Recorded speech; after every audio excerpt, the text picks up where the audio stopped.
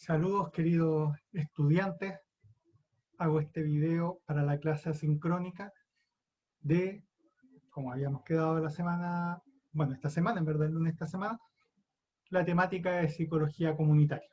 Así que en este video vamos a hablar de eso principalmente, así que de partida hacer una declaración de intenciones, el área de psicología que a mí más me gusta, además es el área donde yo me especialicé estudiando un magíster, entonces es el ámbito que por lo menos a mí me gusta trabajar, hablar más, así que voy a hacer el mayor esfuerzo para que este video sea corto y no tan largo, como dije, porque es algo que me gusta muchísimo. Eso no quiere decir que en la segunda unidad no veamos las críticas que hay a esta mirada de trabajo, esta mirada de entender la realidad, aunque como en esta unidad hay que venderlo, tengo que mostrar todos sus aspectos positivos, venderlo de la mejor forma posible, creo que me va a salir mucho más natural que con otra escuela de psicología.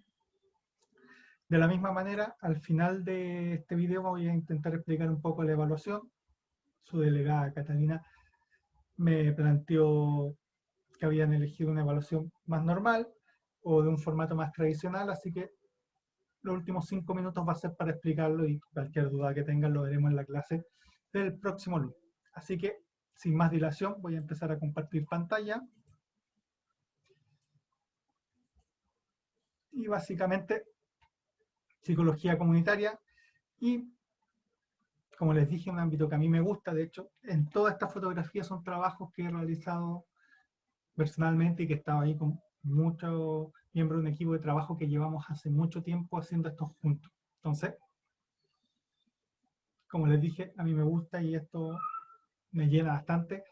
Así que esta es como la mirada, esta es como la idea más hermosa de la psicología comunitaria o del trabajo comunitario, porque no solo es la psicología, es el trabajo social, la terapia ocupacional, la sociología incluso, que uno podría decir que está un poco más alejado, la antropología, la etnología, entonces son incluso la abogacía, entonces trabajo comunitario como una perspectiva. Ahora, ¿cómo nace? ¿Se acuerdan que la semana pasada, el video de la semana pasada tenía que ver con los antecedentes de la psicología social clásica, la Segunda Guerra Mundial? Pues bueno, ¿cuál es el telón de fondo de desarrollo de la psicología comunitaria? Es la Guerra Fría. Ustedes me dirán qué tiene que ver eso. Básicamente, lo voy a ir desglosando punto por punto. La Guerra Fría, básicamente, el enfrentamiento entre dos bloques que fueron los vencedores de la Segunda Guerra Mundial, que es la Unión Soviética de Estados Unidos y por un poco Inglaterra, Francia, que alcanzaron a agarrar algo, pero básicamente Estados Unidos y la Unión Soviética se dividieron el mundo. Y ambos tenían un poder militar y posteriormente al desarrollo de la bomba atómica, un poder atómico que implicaba que si se iban a guerra se iban a aniquilar mutuamente. O sea, si la Unión Soviética perdía la guerra, simplemente hacía estallar todas sus bombas atómicas y dejaba que todo el mundo se muriera, y viceversa. O sea, perdía Estados Unidos, hacía estallar todas sus bombas atómicas y todos nos moríamos. Se iba a destruir. De hecho, en algún momento habían cálculos que habían suficientes bombas atómicas para destruir 4 o 5 veces la Tierra. No sé cómo se hacen esos cálculos, pero entonces estábamos muy perdidos en ese sentido. Entonces las grandes potencias no se peleaban y básicamente lo que hicieron fue todas esas tensiones, todas esas fricciones las desarrollaron en conflictos a una escala menor donde no se arriesgaban a matarse o exterminarse mutuamente. Y uno de los más grandes o más importantes es la guerra de Corea, por eso aparece el 53, o sea, piensen que la Segunda Guerra Mundial fue en 1945, no pasaron ni 10 años, de hecho 7, 8, para que hubiese un gran conflicto a escala. Estuvo a punto de utilizarse la bomba atómica. Estados Unidos, bueno, Corea del Norte invade Corea del Sur y una alianza de países defienden, pero en vez de solo tomar el espacio de Corea del Norte había conquistado, intentan destruir Corea del Norte, aparece China, tropa de la Unión Soviética, una de las peores derrotas históricas en alguna de las unidades estadounidenses. Entonces tuvo apunte de bomba atómica y es como el primer antecedente. Entonces y es como la primera vez en que se ve, por una parte se ve que no pueden coexistir estos dos sistemas, de forma literal, no pueden coexistir, se iban a enfrentar, y por otra parte que la Unión Soviética sí tenía el poder para vencer a Estados Unidos y a todo el bloque occidental. Entonces, hay un problema. Pocos años después aparece la Revolución Cubana. Ustedes me dirán, ¿cuál es el problema de esto?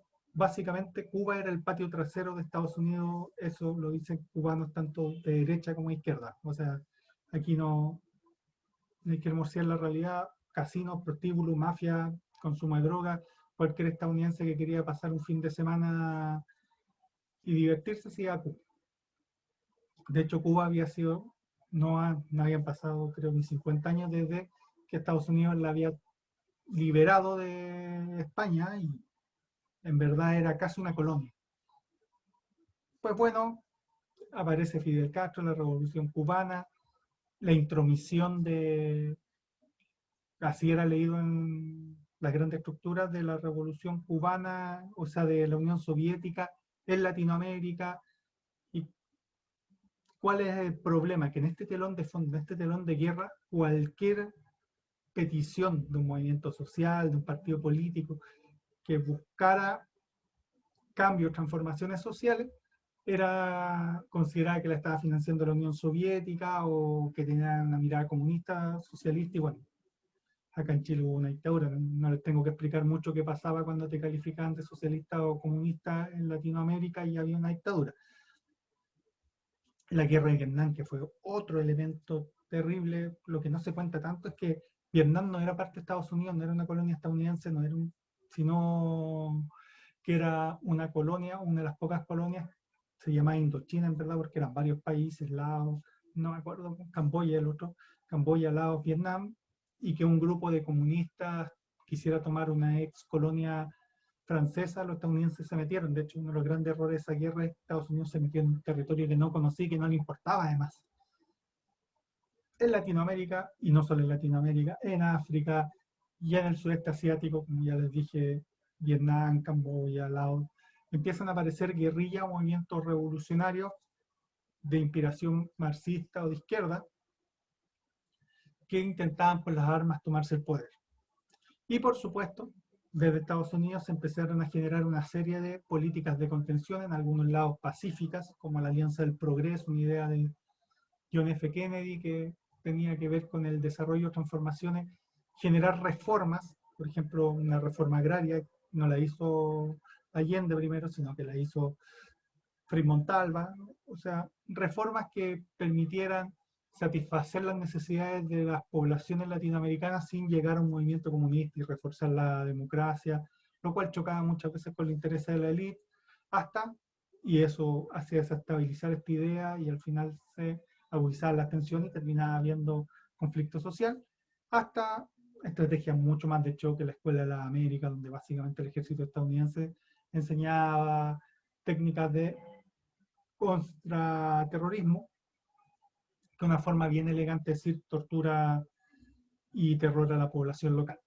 Entonces, en este telón de fondo, en todo estos antecedentes implica, por una parte, que se criminaliza una forma de ver la realidad, que es toda una realidad que no está muy de acuerdo con cómo vivían las comunidades latinoamericanas, y no solo eso, aparte de criminalizarse, sino que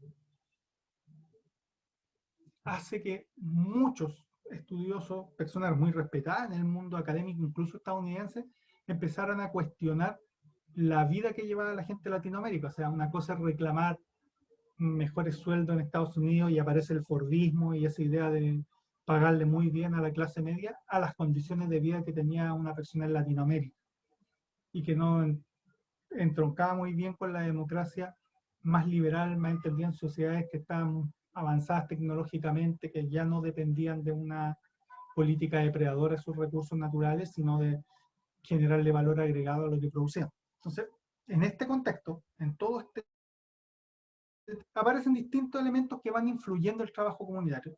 Lo primero, lo más grande, o más que lo más grande, probablemente lo que dejó mayor huella en Latinoamérica, que tiene que ver con una visión específicamente latinoamericana de teología, todas las teologías son europeas, la única teología forma de entender la Iglesia Católica que no es europea es la teología de la liberación, que básicamente en uno de los pasajes de la Biblia, en varios, pero en uno en específico, Cristo dice que es más fácil que pase un camello por el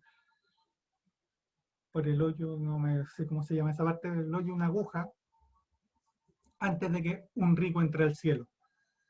O sea, la idea de la riqueza como pecado. Por otro lado, habían varias etapas, varios lugares donde Cristo sacaba de los que más tenían para repartirlo a los más pobres. Entonces aparece la idea principal, la opción preferente por los más pobres. Y eso hace que la iglesia latinoamericana sea muy militante.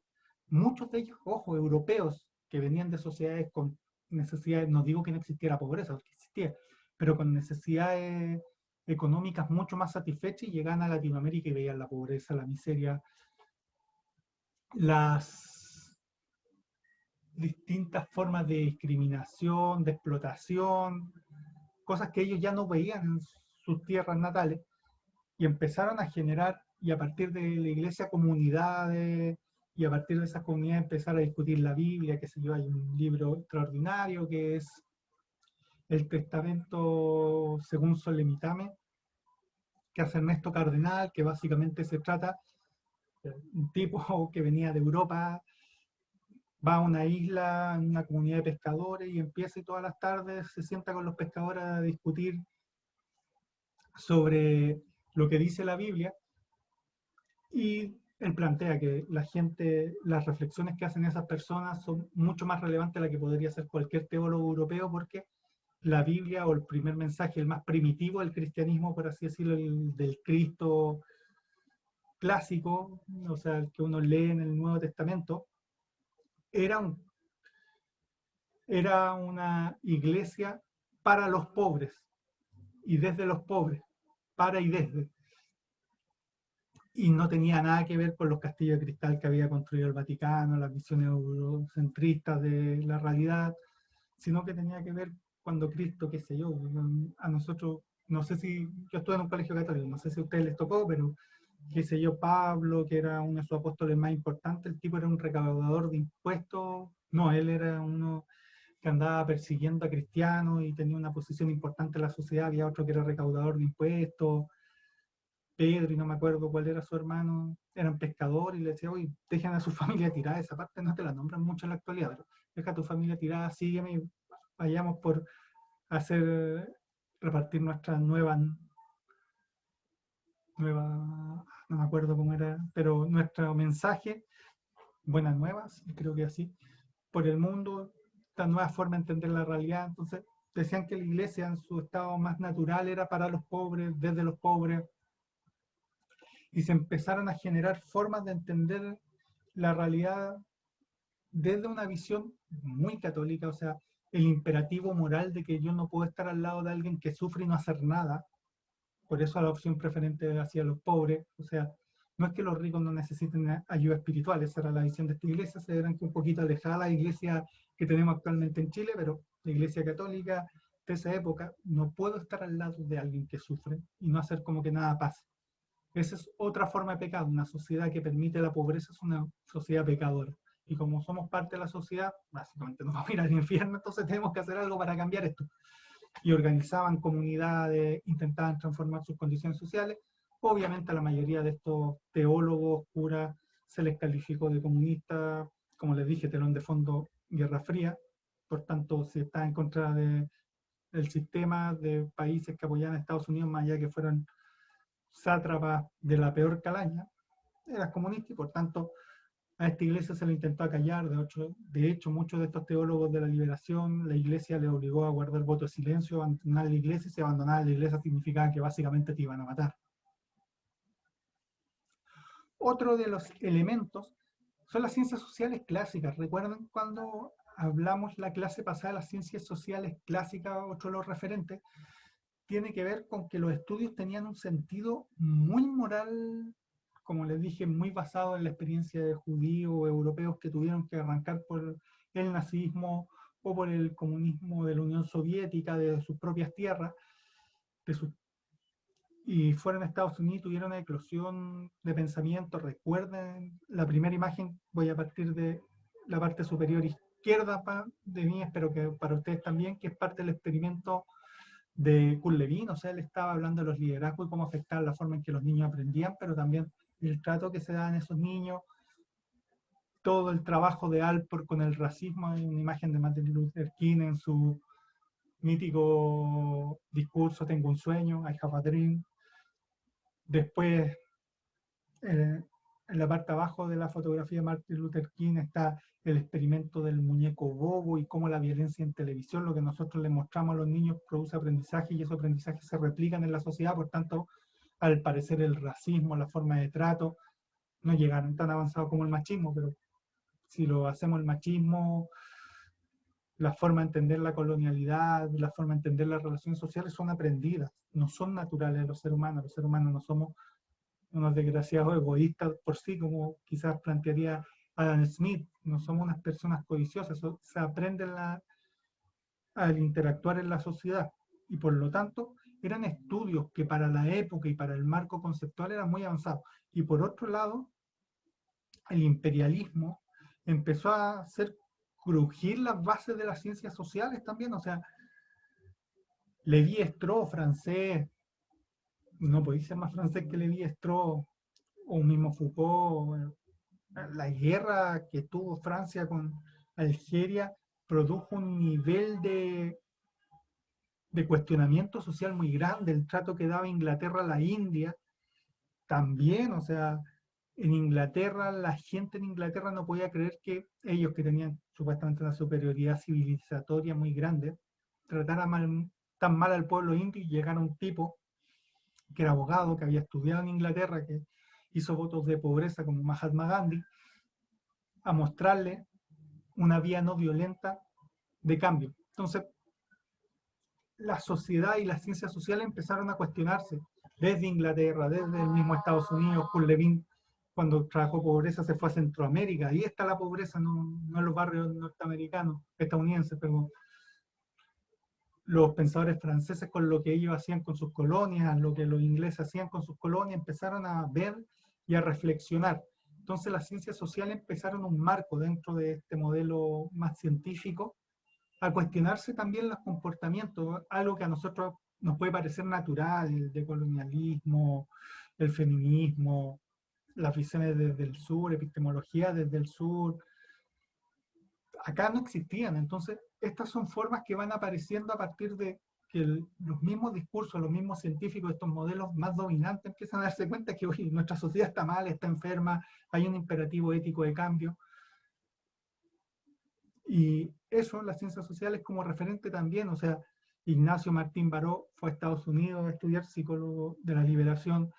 Orlando Falsborda tuvo estudios en Estados Unidos, y él es sociólogo, inventor de la investigación y acción participativa. O sea, no eran personas que no de la nada generaban su idea.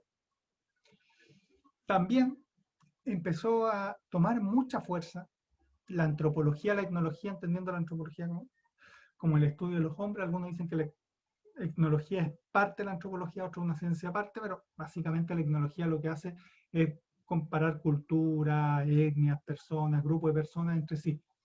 Y esto, tanto la antropología como la etnología, normalmente se habían dedicado a estudiar, como aquí se ven imágenes, como pueblos aborígenes, pero después empezaron a estudiar a la sociedad industrializada, fueron a hacer trabajos de campo a Francia. ¿Y qué temas puede hacer trabajo en Francia? ¿Que no va a estudiar la realeza? No. Empezaron a estudiar las realidades sociales de las personas en Francia. Y se empezaron a dar cuenta, chuta, hay pobreza. Y la gente pobre lo pasa muy mal. El trabajo de campo, esa idea de ir a la realidad, verla como un antecedente del trabajo comunitario, es extraordinario. O sea, el trabajo comunitario, y aquí después vamos a ver los referentes, pero básicamente se basa en la idea de trabajar en la realidad, no desde la academia, no encerrar la universidad. No me sirve hablar de la pobreza, como lamentablemente lo hacen algunos como economistas, no todos, desde la valoración de índices. Muy distinto a hablar de economía si yo estoy en una casa donde, qué sé yo, el ingreso son 350 lucas y tienen que mantenerse 5 o 6 personas. La perspectiva de la economía se habla totalmente de forma diferente. Lo mismo, la antropología y la etnología se fueron a meter a las sociedades, a las mismas sociedades industrializadas, no a como la caricatura que aquí pongo un poco de estudiar a los aborígenes de distintos lugares, sino a sus propias sociedades, mirarse a sí mismos, y la mirada que dieron con el trabajo de campo no fue muy halagadora. Finalmente, acá en Latinoamérica, surgieron una serie de movimientos sociales, políticos, y se empezó a cuestionar el colonialismo, ya no directo, no había, Chile no era una colonia de Estados Unidos, podemos tener una interesante discusión el lunes sobre esto, Argentina no lo era, Brasil no lo era, pero aún así vivíamos extrayendo nuestros propios, hasta el día de hoy, nuestros propios recursos naturales sin producir valor agregado a estos productos, se lo enviamos a Estados Unidos, y a Estados Unidos, bueno, en la actualidad es China, Europa, hay distintos lugares de manufactura, pero manufacturan productos que nosotros compramos más caros y básicamente financiamos su riqueza a partir de malos sueldos y malas condiciones de vida acá.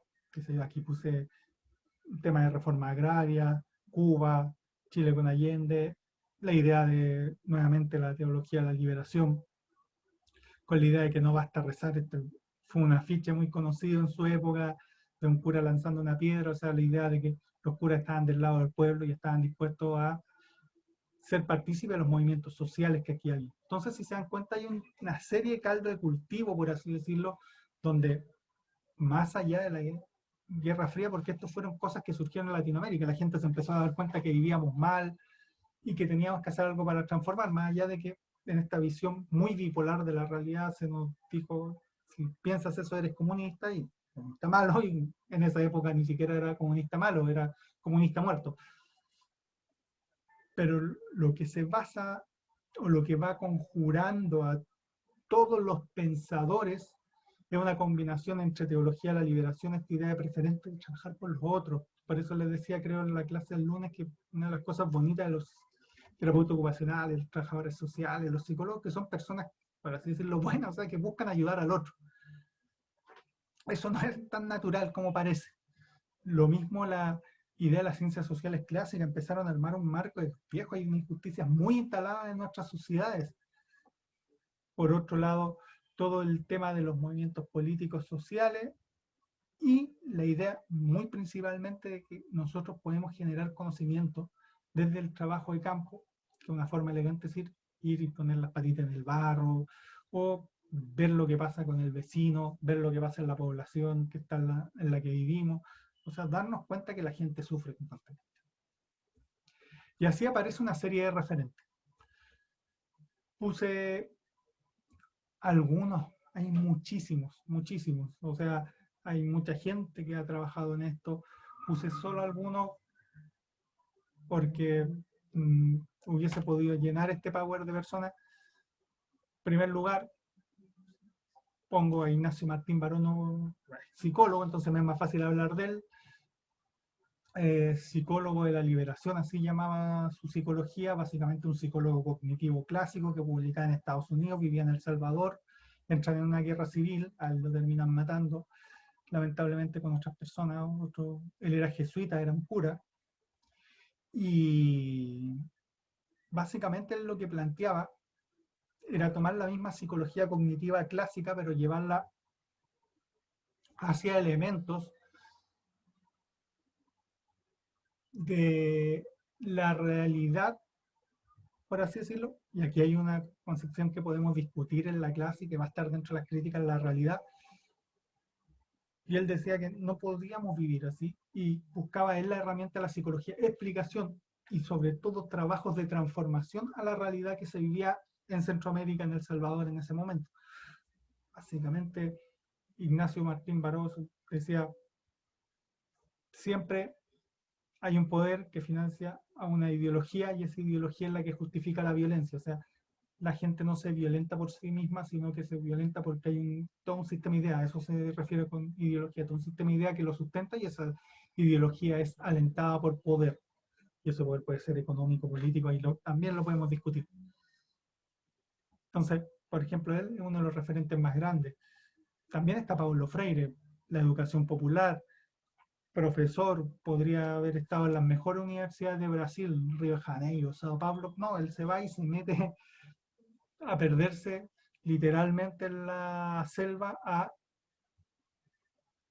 hacer alfabetización de personas adultos mayores, y a partir de que se da cuenta que la forma tradicional de la escuela no le sirve a esas personas, genera toda su idea de la educación popular, de cómo unos se pueden ayudar a otros, cómo el conocimiento colectivo es una forma no solo de aprendizaje, sino también de empoderamiento, de relacionarse, de estar mejor. O sea, una cosa es que yo aprenda leyéndome paper en la casa, cosa que me ha pasado demasiado durante este par de años con pandemia, y otra cosa muy distinta es juntarse, discutir de lo que uno lee, hablar, conversar, porque nos da distintas miradas, nos alimenta, nos genera formas distintas no solo de entender, sino de relacionarnos con el otro. Si yo discuto de igual a igual con otro, ya no existe la jerarquía, ya no existe la verticalidad de la sala de clases, sino una horizontalidad, todos somos iguales, todas las opiniones son relevantes porque son distintas formas de entender la misma realidad.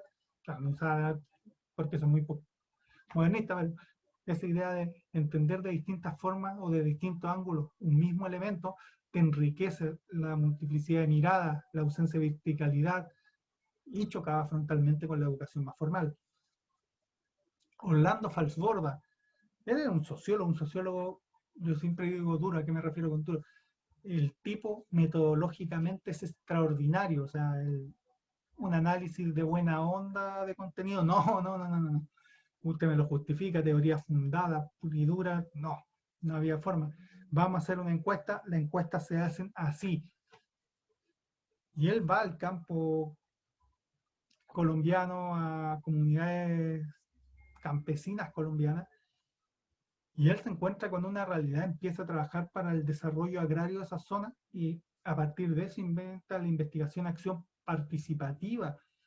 Y él que decía, como la gente es partícipe, investigación, hacemos investigación, vamos generando conocimiento, investigamos nuestras propias prácticas, nos damos cuenta de las lógicas que hay detrás, acción, pero esa investigación no es para generar un paper, es para cambiar nuestra propia realidad. Y participativa es porque participamos todos. Tú no sabes hacer una encuesta, yo te enseño. Juntémonos, hagamos un taller de hacer encuestas, porque no puede ser que el conocimiento al hacer encuestas se quede en uno, tiene que ser compartido entre todos. No, tú no sabes hacer ver el Atlas TIF, yo te enseño. Y cuando él era más viejo, se quedó un poco atrás con las técnicas de computacionales, no tenía ningún problema en un estudiante de primer año de la universidad fuera y él le enseñara cómo hacer o utilizar técnicas más de trabajo más actuales o más que actuales, utilizando apoyo computacional, porque él entendía que el compartir, el participar en el conocimiento también generaba transformaciones sociales, y eso generaba nuevo conocimiento, nueva investigación, y todo un modelo trabajando para cambiar la realidad del campo colombiano. Y tiene un sinfín de libros. Él sí que escribía, casi que no escribía, le dictaba y iban escribiendo. Entonces, y él es sociólogo, entonces un psicólogo, un educador, un sociólogo, ahora una trabajadora social, como María Laluz Morgan. Las feministas me dirán, y probablemente tengan razón, que hay mucha imagen de los hombres, de las mujeres no hay muchas. Busqué en internet y no encontré ninguna foto de María Laluz Morgan, lo que puede hablar mucho de la visibilidad o la necesidad de ser primera dentro de lo que tiene. Ahí después, cuando veamos feminismo, lo podemos discutir más. Pero María Laluz Morgan es una trabajadora social, una de las pioneras. Por supuesto tiene un equipo de trabajo, no es ella sola, pero lo mismo que Ignacio Martín Baró, Paulo Freire, Orlando Falsborda. Y ella lo que trabaja en la sistematización de experiencia, ese cambio entre asistencia social y trabajo social, y cómo hacemos ese cambio a partir de la acumulación de conocimiento. Y cómo acumulamos ese conocimiento estudiando la experiencia. La gente es experta en lo que le pasa. No tiene que venir alguien desde Santiago a decirme qué me pasa a mí en Viña del Mar, qué le pasa a alguien en Coyhaique. Probablemente el que conozca más Coyhaique es la gente que vive allá. O lo mismo, quien conoce mejor lo que pasa en Arica, probablemente un ariqueño. ¿No? Es difícil que alguien de Santiago sepa más lo que le pasa a un ariqueño que a alguien que vive ahí en Arica. Entonces, a partir de eso, genera toda una idea de que en las prácticas, en la experiencia, en las relaciones interpersonales se generan lógica, y la gente esas lógicas tienen el valor de conocimiento tan grande como el conocimiento universitario. Y ha trabajado toda una línea, lleva años trabajando en sistematización de experiencia. Y María Fátima Quintal de Freitas, yo no, siempre me he preguntado qué es, probablemente tiene un título, pero ella dice trabajadora comunitaria, práctica comunitaria. Si es psicóloga, educadora popular, ¿no? Ahí me pillan, pero ella ha trabajado incansablemente con la idea del enfoque comunitario. O sea, no hablemos de psicología de la liberación, no hablemos de educación popular, no hablemos de investigación de acción participativa, sino de, o de la sistematización de experiencias, sino que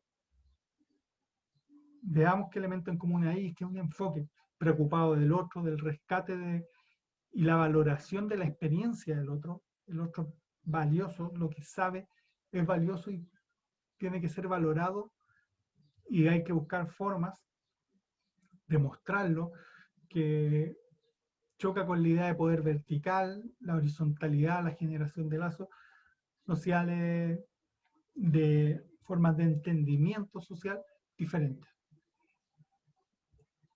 Entonces, voy a intentar hacer un resumen de lo que hemos visto hasta ahora. Recuerden los antecedentes, les planteé algunos de los referentes principales y sus mayores, como de dónde vienen, pues, y que plantearon. Y lo que sí o sí está en todos ellos es el compromiso ético y la transformación social. Algunos le llamarán compromiso ético, transformación social, pero básicamente, si yo soy psicólogo y puedo vivir bien sabiendo que hay gente que sufre, algo me pasa. Si yo soy sociólogo y me mandan al campo a trabajar y veo que la gente pasa hambre y solo registro que pasa hambre en encuestas, algo malo me pasa. Si soy educador y lo único que creo que tengo que hacer es pasar contenido y no toda la complejidad de la educación que existe, también algo malo me pasa. Si soy asistente social y lo único que ando buscando es cómo entregar un bono y no darle herramientas a esas personas para que puedan salir de la situación de pobreza, algo malo me pasa. O sea, hay un compromiso ético de no me puedo quedar quieto, no puedo estar bien si otros sufren y que tenemos que transformar. ¿Y por qué no es cambio social? Porque el cambio social implica que la sociedad va cambiando y eso puede ser por fenómenos económicos, naturales, el avance lento de la sociedad. No, aquí es transformación. Nosotros no vamos a aceptar estas condiciones. Nos concientizamos, somos conscientes de que no podemos vivir así de mal y a partir de eso generamos actos estratégicos de transformación de las realidades sociales a las que estamos inmersos. Por otro lado, dependerá de una decisión más individualista o comunitaria, pero las personas y la comunidad son el motor de su propio cambio. O sea, aquí yo seré psicólogo, habré estado 5 años en la universidad, habré estudiado un magíster, tendré harto años de experiencia, pero no le puedo decir a una mujer que ha sufrido violencia intrafamiliar cuál es el camino para que ella cambie. No, para frenar la muerte. Lo que yo debería hacer es enseñarle herramientas, trabajar con ella, que ella busque su propio camino. A lo más le puedo enseñar herramientas, formas, miradas de la psicología, pero la persona que puede realizar su propio cambio es la persona que vive esa realidad. Aquí no es el profesional todopoderoso que se sabe la forma, sino que muestra camino, enseña metodología, busca formas, genera alianzas, pero las personas, las comunidades son el motor de su propio cambio. Ahora, claro, la investigación de acción participativa, si yo estoy dentro de una comunidad, soy, ya dejo mi valor de psicólogo, por así decirlo, y estoy nomás de la comunidad y trabajar ahí. Lo plantea más como venir desde un enfoque externo a esa situación. Hay una crítica súper fuerte a cómo se ejerce el poder y las condiciones de vida en Latinoamérica, o sea, y por eso la mayoría de estos pensadores tuvieron que arrancar, o sea, Freire casi que lamentablemente era casi un profesor Yeta, un intelectual Yeta, o sea, hubo golpe, estaba en Brasil, se fue a Argentina, hubo estado, o no, parece que sí, no, a Chile hubo golpe de estado acá, se fue a Argentina y hubo golpe de estado en Argentina y así se tenía que ir. Fueron muy perseguidos, porque era una visión muy peligrosa para sobre todo la dictadura latinoamericana, para esa visión hegemónica de Estados Unidos de que somos su patio trasero, de que haya personas que le están diciendo a comunidades, a grupos de personas, que son los actores relevantes de su propio cambio, que eso implica empoderamiento, generación de poder popular, si lo queremos ver así. Y nos gusta mucho a los gobernantes cuando una comunidad te empieza a pedir y exigir cosas porque ya no le estás regalando algo, sino que están exigiendo sus derechos. Ya no es, tú no le estás dando una dávida, sino que están exigiendo que tú cumplas con las condiciones mínimas en las que debiese vivir. Y lamentablemente estas personas fueron muy perseguidas porque se criticaba las condiciones de vida, o sea, no existiría ni psicología de liberación, ni educación popular, ni investigación y acción participativa si no hubiesen esas brutales diferencias en la calidad de vida, en las condiciones de vida que tenemos aquí en Latinoamérica. O sea, era imposible que nacieran, bueno, Alemania estaba en ruina en esa época, pero era imposible que naciera en Inglaterra, incluso con las diferencias económicas que había en Estados Unidos, era imposible que naciera allá. Tenía que nacer en un lugar donde la violencia del Estado, el ejercicio del poder, el silencio de las comunidades, fuera como el que había acá. Por tanto, tiene una mirada, y aquí rompe una diferencia muy grande con la psicología social clásica. Aquí el contexto sociohistórico existe.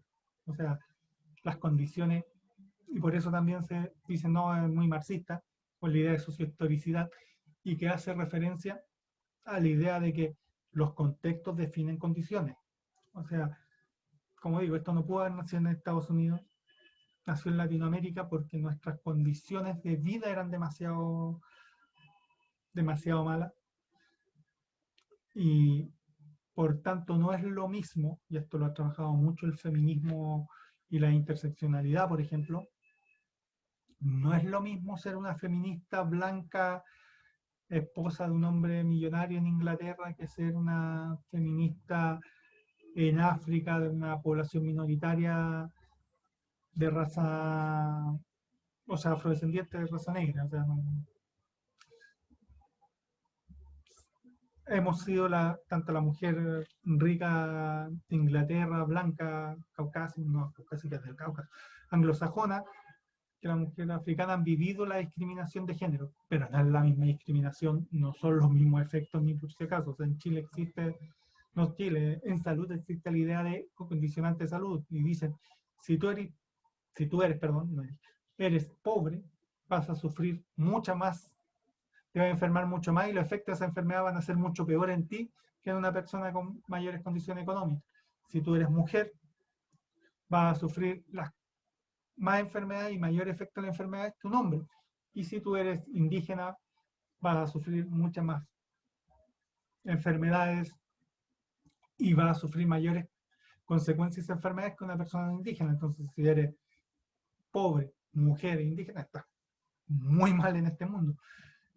Y ese análisis sociohistórico que ahora nos parece más natural, en esa época era un quiebre muy importante. Le estaban agregando una variable, porque era una variable, como todos los sociohistóricos, que tiene una variante política, o sea, pueden cambiar, pero para cambiar eso implica cambiar el tipo de sociedad en que vivimos y, como les dije, eso no le gustó mucho a los poderes latinoamericanos. Y en general, porque Falforda escribió muchísimo, Paulo Freire también, Ignacio Martín Baró iba a presentar paper a Estados Unidos, pero rompieron con esa idea del intelectual que está en la universidad pensando, hablando y escribiendo sin hacer en la realidad. Aquí ellos hicieron mucho, trabajaron en la realidad. María Morgan es parte de una universidad, pero todas sus prácticas y trabajos son en territorio. Esto es un rompe, o sea, lo que para el científico anglosajón era trabajo de campo, aquí no es trabajo de campo, es acción de transformación y por tanto acción política. Y podemos publicar, pero no voy a publicar citando a 50 personas, estoy validando el discurso de los expertos de lo que pasa en sus propias vidas en una sistematización de experiencias, de una investigación acción participativa. Lo que genero o lo que logro es que las personas hablen de sí mismos. Y ese conocimiento no tendrá 50 citas, no tendrá 50 o 100 bases textuales de la cual se basa, pero es un conocimiento situado y que en ese sentido es mucho más valioso porque hace referencia a las verdaderas condiciones de vida de las personas. Hasta aquí. Cualquier pregunta, consulta, recuerden el lunes. Espero que no se me haya notado mucho que a mí me apasiona este ámbito. Por supuesto tiene ámbito también lugares de crítica y que los vamos a ir viendo, pero esta es la idea, como dije, más que psicología comunitaria, trabajo comunitario, intentando englobar la educación popular, el trabajo social, la psicología de la liberación, la investigación, acción participativa, o sea, intentando englobar muchas cosas.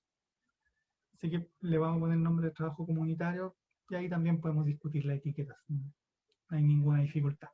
Así que es esto. Ahora les voy a presentar la evaluación propiamente tal, a partir de los acuerdos que llegamos con Catalina, que entiendo que es la vocera y que le agradezco mucho sus gestiones. La primera evaluación van a ser en grupo de máximo 4 personas. Cuando refiero a grupo, no es individual, por tanto son mínimo 2. Quiero dejar claro, los grupos de 2 personas. No hay posibilidad de hacer el trabajo de forma individual. Que quede claro. De 2 a 4 personas. La extensión máxima son 3 planas, sin considerar la portada. Ahora, si en la realización del trabajo ustedes creen que es muy poco el espacio, me avisan y me pasó el año pasado que en un curso yo puse 3 planas, necesitaban 4, nadie me lo dijo y todo el curso tenía entre, nadie se sacó un 7, habían notas del 6 para abajo, lo que es raro. Si han puesto atención a los videos y hemos podido conversar en clase, y me plantearon que tenía que ver con que el espacio les coartó la posibilidad de expresarse de mejor forma. En general yo no exijo ni formato APA, EPA, mientras la letra sea legible, no me pongan letra 14 para rellenar, no me pongan letra en tamaño 8 porque los lentes no los uso de adorno, en verdad necesito ver. Entonces una letra entre 11, 12 tamaños y no una letra así media rara, entra Comic Sans, Arial, Times Roman, no sé.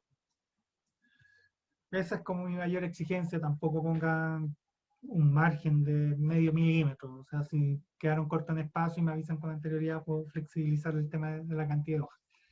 Y la fecha final sería, esperando que no coincida, aquí cruzo los dedos, ustedes me avisan si me equivoqué, pero esperando que no coincida con la semana de descanso, la fecha final de entrega del trabajo sería el domingo 9 de mayo a las 23:59 horas, o sea, hasta ahí se corta. Ojalá entreguen el trabajo mucho antes. Lo digo para que tengan un buen fin de semana. Doy esa fecha máxima, pero si lo pueden terminar con anterioridad, mucho mejor. Lo que implica que como estamos a 28 de abril, tienen lo que queda esta semana, toda la próxima y una más. O sea, creo que es tiempo suficiente para responder las preguntas que no creo que no son tan complejas, a lo mejor me equivoco y ustedes me corrigen. Básicamente les voy a pedir 5 preguntas, como les comenté a Catalina, que supongo que fue lo que ustedes discutieron. Por un lado, por una parte, debe 3 ejemplos donde el concepto de la psicología social clásica afectan en la vida diaria de las personas. Incluso lo hemos conversado, así que creo que no habría mayor dificultad. O sea, de los elementos generales, como el resumen que hago al final, cómo eso afecta en la actualidad a las personas o algún experimento, cómo eso se ha extrapolado a lo que vemos y lo que nos pasa día a día. Eso mismo se lo voy a pedir para lo que tiene que ver con psicología o el trabajo comunitario propiamente tal, que es la pregunta 1 y 3. O sea, en el trabajo comunitario es lo mismo. Deme 3 ejemplos de cómo esta idea del trabajo comunitario se han mantenido y afectan el trabajo. Pueden dar ejemplos. No se lo voy a decir porque si no le estoy soplando la respuesta, pero y tampoco le quiero anular una pregunta. Si se lo digo en el video, le anularía. Eso no podría aparecerme como respuesta. Así que no voy a dar ejemplo en ese aspecto. En la pregunta 2 y 4 son lo mismo, solo que uno para psicología social clásica y otro para psicología comunitaria o trabajo comunitario. Y es básicamente que esos ejemplos que ustedes me plantearon, relaciónenlo con los elementos vistos al final en el resumen final de la clase. O sea, la pregunta 1 y 2 están tremendamente relacionadas. Ejemplos de cómo la psicología social clásica afecta la vida diaria de las personas. Y esos ejemplos, díganme por qué pertenecen a la psicología social clásica. Se basan en un experimento, tienen una visión positivista, plantean que el contexto afecta el comportamiento de las personas y todas esas cosas que vimos al final. Lo mismo los ejemplos ya, cómo se relacionan con lo que vimos. Su ejemplo tiene un tema de compromiso ético o transformador con la sociedad, pone en primer lugar a las personas y a los cambios que pueden lograr ellas. Hay una crítica profunda al poder, etcétera, etcétera, etcétera. Y la pregunta 5, que sería como la más de reflexión y la que vale más puntos, porque si se dan cuenta la primera vale un punto, la primera y la tercera un punto, son 2, la 2 y la 4 1,5, con eso da nota 5, y la pregunta 5 vale 2 puntos, porque es la que implica un poco más de reflexión, y me tienen que explicar y describir cómo 3 elementos de la psicología social clásica, y además como 3 elementos de la psicología comunitaria o del trabajo comunitario, podrían ser parte de su futura práctica como terapeuta ocupacional. El año pasado tuve problemas con esta pregunta porque les costaba visualizarse como terapeuta ocupacional, entonces si no pueden visualizarse como terapeuta ocupacional o todavía les cuesta sentirse en ese rol, entiendo que en el segundo año, entonces es bastante probable, el como elemento de la psicología social clásica y como elemento del trabajo comunitario afectan su relación como estudiantes de la universidad. Entonces ahí ustedes pueden elegir. Por tanto, son 6 elementos que me tienen que explicar, o sea, 6 circunstancias de su vida universitaria o su futuro laboral que se podrían ver afectados por la psicología social clásica y la psicología o trabajo comunitario. Y acaba la rúbrica que podríamos ir discutiendo, pero básicamente se basa en que si me responden bien tienen logrado, si me responden más o menos medianamente logrado, y si todas las preguntas me las respondieran medianamente logrado, da un 4 como justo, y el no logrado, o sea que no alcanzaron, no respondieron bien, no se entendió la pregunta, o no careció de coherencia, sería no logrado, y ahí es 0 puntos, y la nota mínima, claro, no es 0, es 1, pero suma 0 acá. Así que eso. Cualquier pregunta, consulta el lunes y los espero ver. Cuídense y que tengan un muy buen resto de lo que quede de la semana. Saludos, nos vemos.